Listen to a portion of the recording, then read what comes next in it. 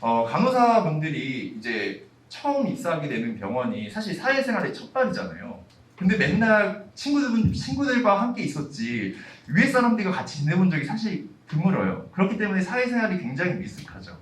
그런데 위에 이미 이제 이미 근무를 하고 있는 선생님들은 그런 거를 받아들이지 않아요. 그러니까 이해는 하지만 뒤에서 이런 얘기들이 많이 나오는 게 미숙하고, 뭐 예를 들면 한 예로 작년 11월에 입사한 신규분이 있는데 이제 프리셉터 선생님들께 배우고 나서 이제 퇴근을 할 때 감사합니다 하고 하이파이브를 하는 거예요. 그래서 그때 이제 아는 선생님들이 같이 계셨는데 분위기가 한 3초간 정적이 흐르면서 이제 그 다음 날부터 그 신규 강사를 못 봤다는 썰이 있습니다. 그럼 그만큼 풀이에요. 그러니까 자유롭잖아요. 요즘 MZ세대이 자유롭다고 하는데 그 병원은 아무래도 보수적인 집단이잖아요. 생명을 다뤄야 되는 것이고 그렇기 때문에 더 엄격한 게 있고 보수적인데 아직까지는 그러니까 기본 문화를 기본 그 흐름이 있잖아요. 그 흐름을 따르고 그 간호 스타일의 제 자신의 색깔을 입혀야 되는데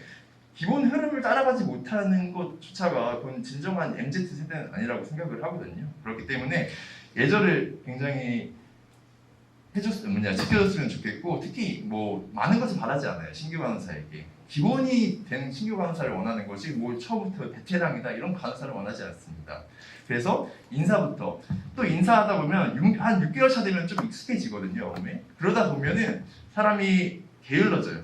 그러면서 인사도 안 하고 이런 사람들이 이제 점점 보이는데 위에 사람들은 아무래도 보수적이기 때문에 그 모습을 하나하나 봅니다. 그렇기 때문에 딱 출근했을 때 그 자신의 모습 자체가 이미 다 평가를 받고 있다고 생각을 해야 되는 거예요. 옷 내무새부터 이제 말투 이런 거. 그러니까 모두 다 평가를 받고 있다고 생각을 하고 근무에 임해야지. 아 그냥 오늘 돈 벌러 왔다, 오늘 뭐 꿀 빨러 왔다 이러면은 나중에 다 뒤에서 평가를 받고 있는 거기 때문에 여러분들이 기본 예절을 지켜주셨으면 좋겠습니다.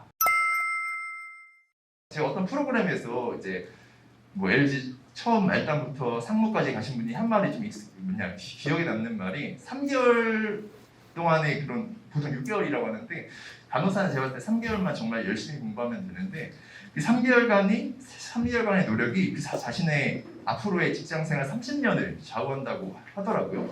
근데 제가 그때는 몰랐어요. 근데 점점 이제 연차가 쌓이다 보니까 그 말을 이해가 가더라고요. 그래서 제가 신규 간호사 선생님들께 오면은 이제 친한 척을 많이 하는데 이제 이런 얘기를 많이 해요. 그리고 나서 이제 비교군이 생겼을 거 아니에요. 1년 반 정도 된 이제 선생님들을 비교를 해봤을 때 보통 한 1, 2개월 되면 익숙해지거든요.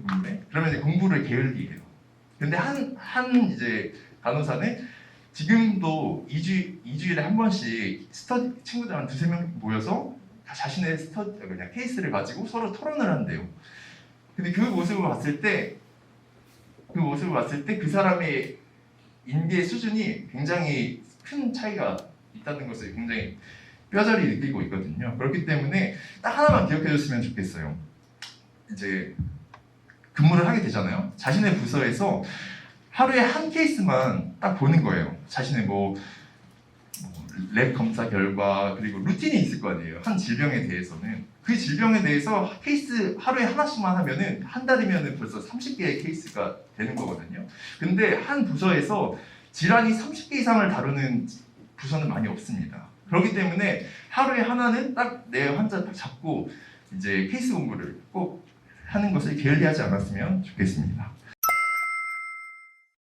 그리고 세 번째는 아까 이제 교수님께서도 말씀해주셨다시피 진정성 있는 질문이라고 하셨는데 저도 이게 100% 동의해서 이제 이걸 넣었거든요. 질문할 때는 한 번 더 생각을 해야 돼요. 뭐 신규라서 당연히 모를 수는 있지만 아까 말씀드렸다시피 그 질문의 수준이 그 사람의 수준이라고 생각을 하거든요.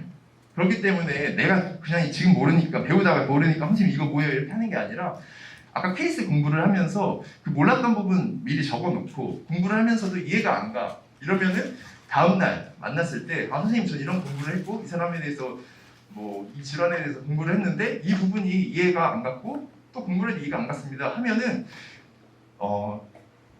뭐 안 알려주거나 이런 사람이 없거든요. 그렇기 때문에 꼭 공부를 하고 이제 왜냐면은 의사소통이라는 게 쌍방향이잖아요. 소개팅도 티키타카가 돼야지만 성공 확률이 높아지잖아요. 그렇기 때문에 수준 높은 대화를 하려면, 수준 높은 정보를 얻으려면 자신의 기본적인 그 공부를 마치고 나서 질문을 하는 걸 추천드리겠습니다. 사실 감사를 표현하는 게 간지럽고 뭔가 신규 간호사분들은 뭔가 이제 배우다 보면은 당연시하거든요. 이제 가르쳐 주는 걸. 근데 가르치는 입장에서는 굉장히 시간도 많이 들고 내일도 해야 되는데 이 사람도 가르쳐야 되는 게 굉장히 업무가 가중화되는 거예요. 그런데 감사를 원래 이제 아픈 사람들의 응급실은 자기가 아프다 보니까 자기가 돈 내고 치료받는 걸 당연시 하게 되거든요. 그러다 보면 감사를 듣는 게 굉장히 적어요. 그런데 하루 열심히 일했고 마지막에 선생님 오늘 정말 가르쳐 주셔서 감사드립니다. 이 한마디가 굉장히 가치 있고 그 사람의 이미지를 반듯하게 해주는 효과를 볼 수 있다고